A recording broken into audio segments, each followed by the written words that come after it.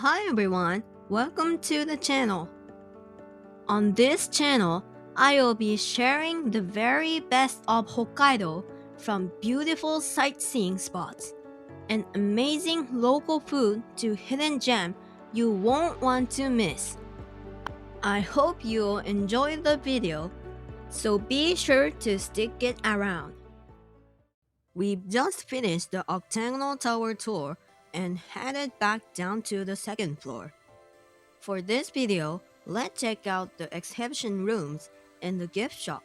First off, let's start with the history corner of the red brick office. Here, you can see a model of the building along with various historical documents. There are also panel displays explaining the data of the recent major restoration.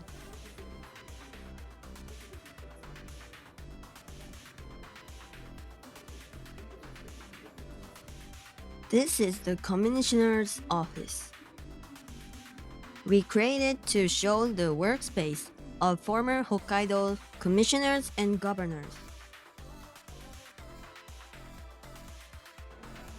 There was also projection mapping exhibits where you could learn about the history of Sapporo, its changing cityscape, and the history of the red brick office.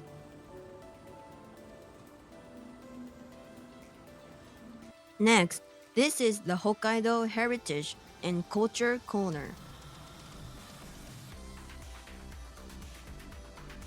It features miniatures models representing the historical cities and national treasures from across Hokkaido. Discover Hokkaido's treasure and take your time exploring. There was so much to see that I could have spent hours here without getting bored. Now, let's head down to the first floor. This is the Hokkaido Local Attraction Corner. Here, you will find displays introducing local specialties, famous products, and adorable mascot characters from all across Hokkaido. Next, let's head over to the gift shop. You will find a wide variety of products featuring designs and characters inspired by the red brick office and Hokkaido. There are so many magnets too.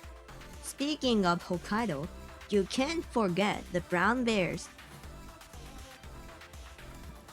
They even have a gold bear magnet. They even have one holding a salmon in its mouth. There are so many to choose from, so have fun picking your favorite. Oh, it's Kyun-chan. This cute character is based on the ezopika, a small animal native to Hokkaido. Kyun-chan wears all kinds of different costumes, which makes it even more adorable. There are also plenty of keychains, stationery items, t-shirts, and more. From ramen and retort curry to sweets, you can find all kinds of Hokkaido souvenirs right here. They also have chocolates and cookies featuring the adorable Shimaenaga. Next, let's check out the Shiroi Koibito cafe. It's a brand new flagship store by Ishiya, designed with the theme of a confectionery laboratory. There are so many delicious sweets on display. When you think of Ishiya, you think of Shiroi Koibito. It's a famous butter cookie made with 2 crispy langue de chat cookies and a layer of white chocolate in between. They even have an adorable little box with just 3 cookies inside. It's perfect as a souvenir. And of course, you'll also find plenty of Shiroi Koibito themed merchandise. They also have a set that includes the dark chocolate version. There are plenty of other sweets to choose from as well, so be sure to check them out. Now, I picked up a few treats from the cafe.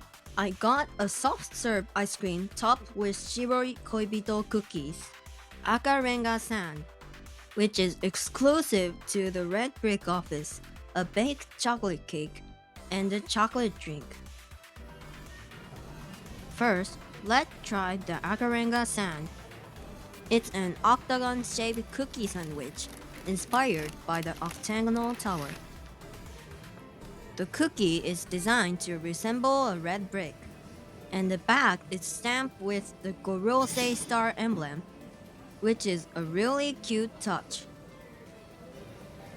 Sandwiched between the crispy cookies are buttercream made with the sun white chocolate used in Shiroi Koibito, and sweet whole red bean paste made from Hokkaido grown azuki beans. The crisp chocolate, rich buttercream, and sweet red bean paste go perfectly together. It was absolutely delicious. Next, let's try the baked chocolate. It's made by baking candy coated almond on top of the same white chocolate used in Shiroi Koibito. It has a light crumbly texture, and the crunchy almond add a wonderful contrast. It was a delicious combination. And here's the Shiroi Koibito soft serve. It's made with fresh Hokkaido milk and the same chocolate used in Shiroi Koibito, then topped with one of the famous cookies. You can choose either chocolate sauce or strawberry sauce as well. By the way, starting on July 24th, a limited edition soft serve will available to celebrate the first anniversary of Shiroi Koibito Akarenga Sweet Label.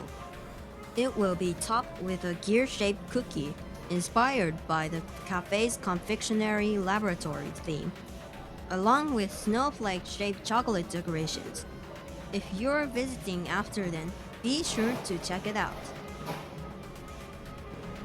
And here's the chocolate drink. This time, I tried it iced. It wasn't too sweet, so it was very easy to drink and absolutely delicious. Also, if you spend 2,000 yen or more in total, you'll receive a lucky coin, which let you try the giant capsule machine at the entrance. Let's give it a try. Just insert the coin and turn the handle.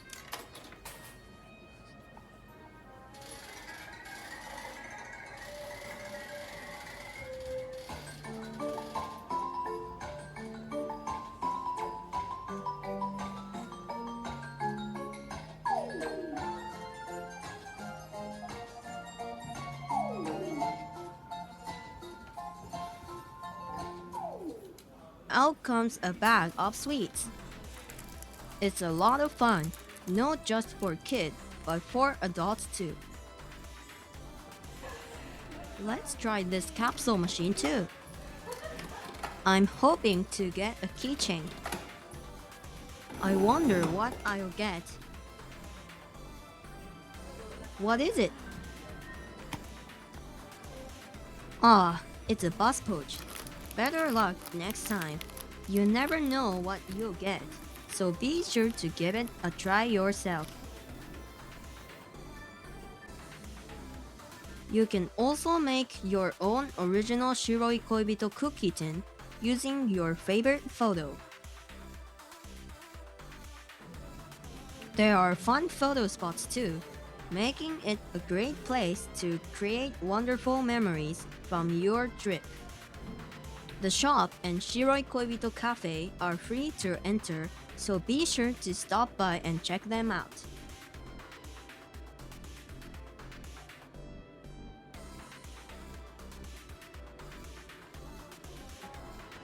We didn't visit this time, but there is also a restaurant where you can enjoy a variety of courses, from brunch to dinner. Now, let's head downstairs to the basement. Finally, we'll take a look at the Northern Territories exhibition room. The Northern Territories are a group of 4 islands located northeast of Hokkaido: Etorofu Island, Kunashiri Island, Shikotan Island, and the Habomai Islands. In 1855, Japan and Russia established their border, with Etorofu Island recognized as a Japanese territory and Urup Island as Russian territory. Then, in 1875, the 2 countries signed the Treaty of St. Petersburg. Under the treaty, Japan gave up its right to Sakhalin, while Russia transferred the Tsushima Islands to Japan. As a result, Japan came to possess the entire Tsushima Islands. However, in August 1945, even after Japan accepted the Potsdam Declaration and the Greater East Asia War, known internationally as World War II, has come to an end, Soviet forces advanced into the Northern Territories and occupied all 4 islands. Since then, the Northern Territories have been administered first by the Soviet Union and now by Russia, and the territorial dispute between Japan and Russia remains unresolved to this day. The Japanese government maintained that the 4 northern islands were not part of the Tsushima Island that Japan renounced after the Greater East Asia War, and therefore remain an inherent part of Japan's territory. This exhibition provides a clear and easy to understand overview of the history and background of the ongoing Northern Territories dispute. If you visit the Red Brick office, be sure to stop by and take a look. We're back outside. The exit is on the south side of the Red Brick office. Before we warp up, let's take one last stroll through the garden in front of the building. The garden has a peaceful pond, making it a perfect place for a relaxing walk. You can spot koi and ducks here, and if you visit in spring, you might even see a mother duck with her duckling. Spring brings beautiful cherry blossoms, while autumn is a great time to pick out fallen chestnut and walnuts. And in winter, the snow-covered red brick office creates a truly breathtaking scene. I had such a wonderful time exploring the exhibition rooms, seeing the octagonal tower up close instead of just looking up at it from below, and enjoying some delicious food. If you're visiting Sapporo, be sure to stop by the Red Brick office. Bye bye! Thank you for watching. If you like this video, please consider subscribing.